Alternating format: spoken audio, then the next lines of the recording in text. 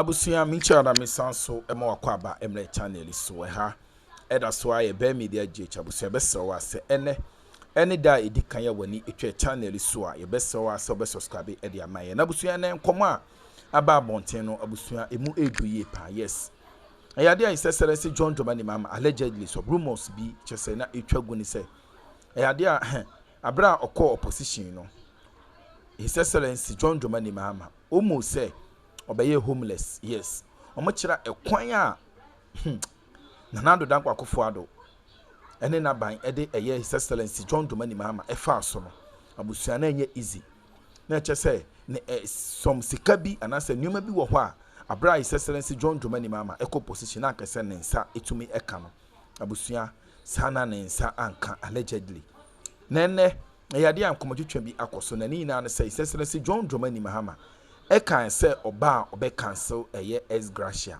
yes na busua die nkomo na ba abonten efa eye papa na nando dankwa Akufo-Addo ho a che say omo kira His Excellency John Dramani Mahama edi nkomo bi na che say ex-gratia no ba be cancel no eyade a ebitumi aka eye yan former president na nando dankwa Akufo-Addo busua we dey ma mekasa wa pese yekọ kokoti ensem no mu ankasa enkyere mu yes ensem a che say na ya abrefo ene ni crew abusu che so omodi aba abonten yentie nkomo na message ha eda so aye be media je abusu message wa se ene de connect channel so omodi an subscribe like share now for person be ati no enya bi enti yentie nkomo e ko so message ya that's you must show by example. If the economy is in crisis, why should we continue to take ex-gratia when the rest of the public and civil service don't take it? And so I said categorically that we will cancel ex-gratia. And then somebody who should know better, a lawyer, he said, oh, then I should refund all the ex-gratia we took before to show Ghanaians that, yes, we are serious about cancelling it. He does not even know the principle in our constitution that says that you cannot pass retroactive legislation. If you pass legislation today, it does not affect what happened in the past. And what he says is a bit silly, because it's like saying that because we've introduced free NHS, all of us should go and get a refund of our school fees that we paid in the past. That is how silly what he's saying is. And so they should are they in favor of ex-gratia, or they agree with us that we'll cancel it? We are saying 2025 when we come, we will cancel ex-gratia. Na abusia uhwema ex-gratia ankasa. When it comes to the cancellation of ex-gratia, nenye His Excellency John Dramani Mahama and Eden a supporting say obe cancel ex-gratia. Now, 7 years ago, na certain speaker Abambabin are currently speaker. Now a deputy speaker that was 7 years ago no.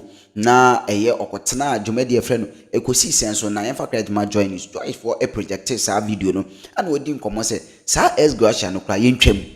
Na ye twam so a man the member of parliament and I said the ministers of state name including the president, the executives, and also so yenkotie nkoma odifa sa ex-gratia wen na yenkotie nana ya abrefo enkomo mo so di a mo chem se Akufo-Addo His Excellency ne ex-gratia ni second na yebisa se Mahama wanya cancel and I say wa be draw the ex-gratia a ye betua ama Akufo-Addo na because Akufo-Addo ma complain allegedly chema or sin in sanka ex-gratia ema obia ore bia isu so mrasebejani former mrasebejani has stand to be corrected sue the current finance minister said the ex-gratia ema and obi ka say Akufo-Addo or ye way in behalf of what the president ebusu enko conversation ni na end of service benefit or ex-gratia to Article 7. But the Second Deputy Speaker of Parliament, Alban Bagwin, is calling for the cancellation of payment of end of service benefit or ex-gratia to Article 71 office holders. That includes the President and his vice, members of Parliament and other public officials. Mr. Bagwin has been an MP for 7 terms. He's received the ex-gratia 6 times already, but he wants it scrapped now. He's been speaking on Ekosise, a political talk show on our sister station, Asempa FM. I think that the thinking in 1991-92 is different from today. The thinking in 1991-92 was to provide some emoluments to political office holders to be able to keep them going without them dipping their hands into the national coffers. And so you look at the condition of service of presidents and former presidents, where they are even tend to be like state property. They are not supposed to indulge in any income generation venture until Parliament gives them an approval. You understand? And this way to prevent political office holders from getting corrupted. I think the experience has shown that is really not the case. Because we will not yet be able to contain corruption in politics. Yes. And therefore, from the experience that I have, I think that we could better utilize some of these resources than bailing them out the way we are doing. I will be among the first to go for a cancellation of ex-gratia. It should be cancelled across the board or for only members of parliament? Across the board. For all of your 721 households. Completely agree with the Constitutional Review Commission's recommendation that we have a national remuneration council or committee to look for the remuneration of all public servants, including political office holders. You know, you're looking at the other side of the coin. You see, the other side of the coin is the ex-gratia. But how do people get into parliament? You're not looking at that one. You know, the costs of becoming a member of parliament. In terms of your campaign cost? Yes, it's escalating. You know, the way we are practicing politics in Ghana is like private enterprise. It's an individual venture. As if you are going to do your private business. But it's a public venture. It's things we are for the public service. And so that cost, we have to look at how we reduce it and also share it. It's escalating every 4 years. And that is one of the threats to our democracy. And when we get there, I'll tell you how. And so, yes, I can tell you that if you see many of the former MPs, those who have left parliament, how rich are they? The former office holders, how rich are they? And so if you're thinking that this money is colossal and is going into their hands, how many of them do you see after they left parliament still driving Land Cruisers? The majority of them are with you in the trotros. It is the conditions of service that they enjoy when they are in office. And I think that conditions of service is wasteful.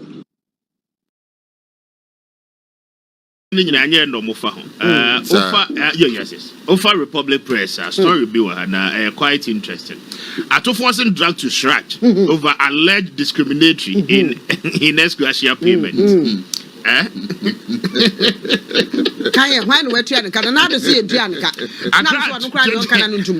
21st December 2025, Finance Minister Dr. Cancels Addo has been summoned to the Commission for Human Rights and Administrative Justice over alleged selective payment of ex-gratia benefits to members of parliament while the officials from the executive branch. The complainant filed on 19 December 2025 by broadcast journalist Wilberforce Asari claims that Dr. Atofo, a sitting member of parliament, authorized payment to himself and fellow legislators, creating a conflict of interest discriminating against other arms of government. As the finance minister, the respondent exercised control over public funds by facilitating the payment of members of parliament while leaving other entitled constitutional office holders unpaid. He placed his personal interest above his public duty. The complainant states. The complainant cites Article 284 of the 1992 Constitution, conflict of interest, as well as Article 1723 and 296A, alleging unfair and unreasonable administrative payment. Conflict of interest in anything. There's a 1 year go to the EP. No, on your MP. In the last government no onya MP but ex-gratia utia so utia mo bia David on metiase but conflict of interest na ho na no cite the article as support na me hu na ni so atofo so onya MP last 4 years onya MP but in the current state no minister minister say na ka me ba utia MP ska nyabotem me so utia MP ska wono no onya MP ana no MP enti utia MP na aka ni nyina aka no onya no wana eno no na conflict of interest ni be man conflict of interest no from the point no exactly which one is the conflict of interest I don't seem to understand and he's fighting for who the executive executive ni hwan na na do ni ministers no and na wabu man na economy atia ya wo papa ya wo ex-gratia say 1 year within 1 year wo wabu man e man dey 41 mo 41 ebikura 38 no dem say na ohwe say the economy nkofo ekat ya de ma omu Akroma amanfo ewuo man na so fa yakofutumi kwa demonstration constitution ewa Ghana onya constitution no bia nya ne he constitutional requirement it is obetua e wan de court no e wan de court we ba for society on the contract journalist onya ni ma delegate David oye adwuma wa asase obianso man Onyo efa. Wo ba for sasa you are no man. Me se be oye adwuma no. Enti. Dabi o constitutional requirement. We fi abam just 1 year. Kwame. 1 year o pray you. Yentia na His Excellency John Dramani Mahama. Abekem so no na adwuma for crowd nya ex-gratia o. Yes. Nya ex-gratia no kan wase. Nya ex-gratia. Even akatua normal because president be free so yanka. On na adwuma for. Ne nakatua. Allow ne some the money nenko. Sika yesa akoma on na adwuma for na nenko. Gram ya na na ate. Ente payback time. Anya payback time. Nya ukura de. One man crofo high cut me bia ko demonstration. Yeah. Ebia wu crofo alusu o mo te say na pe na okay. Yeah. Alusu o mo adwuma through the bank system. Yeah. Uye clean up no. Of course. Enti wo no say the amount for 30 on bet no. Wo de na say sin crofo de enti wo betwa enso ansa. Asa wo di nkra wo. Betwa enso emeka. Wo di yan botre pa yan botre. Entitled to that.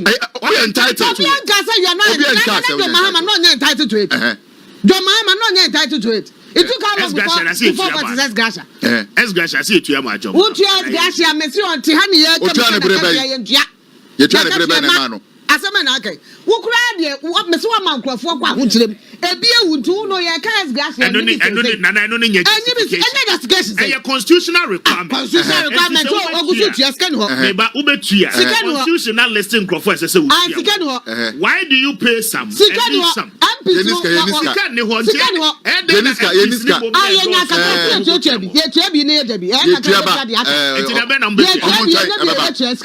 Sisi ani yakase yebusia kra ntumi ntua enti 2007 ye start say yenye ska tua sa abosia na ani ka no omobogu ho ndi ye kwa no a yenye se ska ndi tua sa ka no ne 2027 bosia na ye kobo ye no a ye kobo bosia tua na ye behwe ne atua sisi ani ebi ni ho the cash no yeah how many say be a judge for because I say executive judges council of state yentua judiciary yentua members of parliament in kwani yentua judiciary na so mo hwe mo so to mo ha say tua mka executive no mo je nipa executive council 1 year. I will position who came. China 2027 2028. No, I say bet you no can you chairman mom no kwa election. Oba no abetia ho. Oba no abetia ho. Man na go shrad no so betia asem ne da bayi. Oze, shrad when you are conflict of interest in free when you conflict of interest, say shrad boy no. Because the person is a member of parliament. Was a member of parliament before becoming a minister.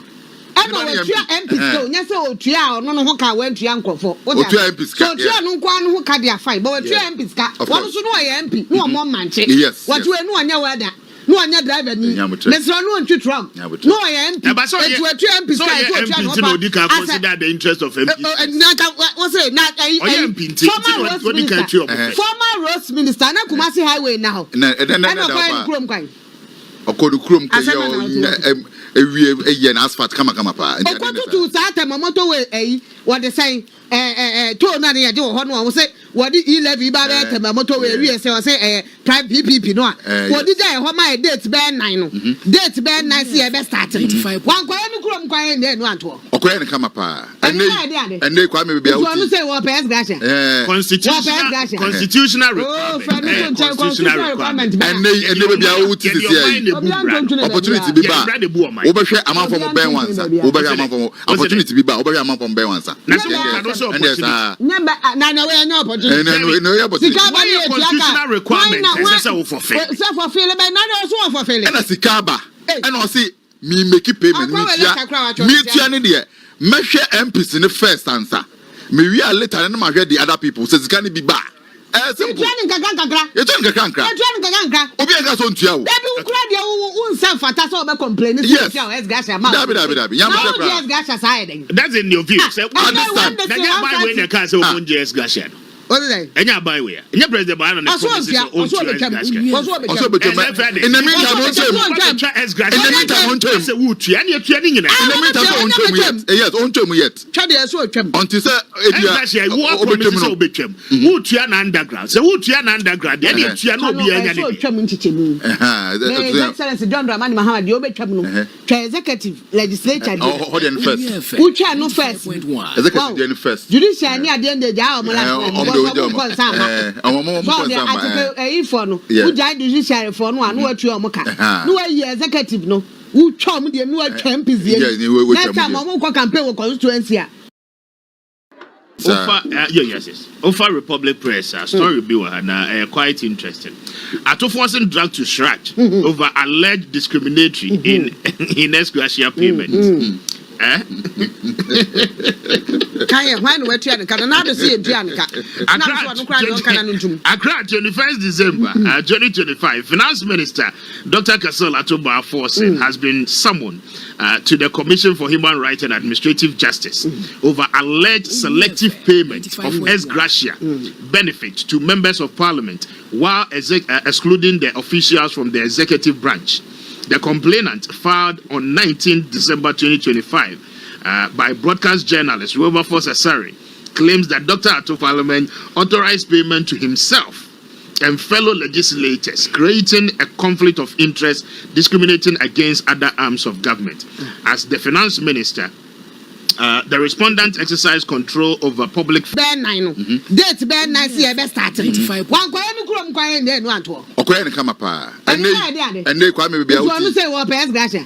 Constitutional requirement. Constitutional requirement. Ene bia uti sisi ayi. Opportunity bi ba.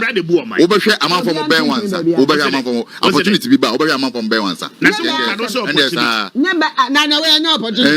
No opportunity. Constitutional requirement. Say for fail. Say for fail be na so for fail. Ena sikaba. Ena o si me make payment me tia ne de mehwe MPs ne first answer me wi a later na ma hwe the other people say sika ne bi ba simple training kakra obi enga so ntua wo dabi ukura de wo nsa fata so be complain yes ex-gratia ma dabi yam ex-gratia side that's in your view say understand that get by when the car say o ex-gratia.